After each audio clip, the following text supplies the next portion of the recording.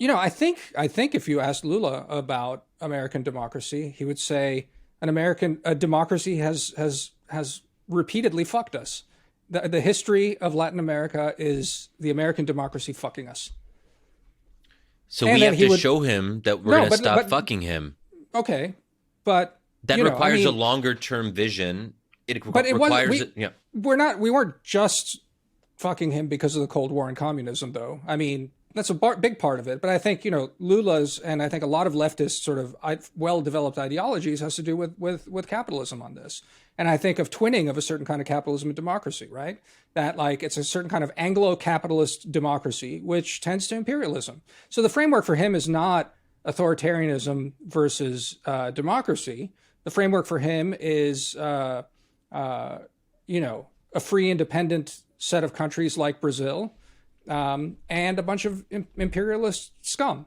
I'm fairly sure if you really were to, well, I don't know. Actually, Lula, I don't know what his opinions are on the CCP and like actually the communist government. I don't know how far his leftist sympathies go if he's in that mold all the way. But a softer version of it would be like, yeah, China's a piece of shit country too, but like certainly the enemy of my enemy is my friend, in that sort of sense. And the bigger enemy is the near imperialist. That's a far imperialist, and we can trade with them. It's fine. That's a very coherent worldview that has nothing to do with democracy and authoritarianism, and that is legitimated through a democratic outcome, which presumably wasn't a worldview that was smuggled into this election, but is actually shared by a lot of voters that were like, yeah, that's right.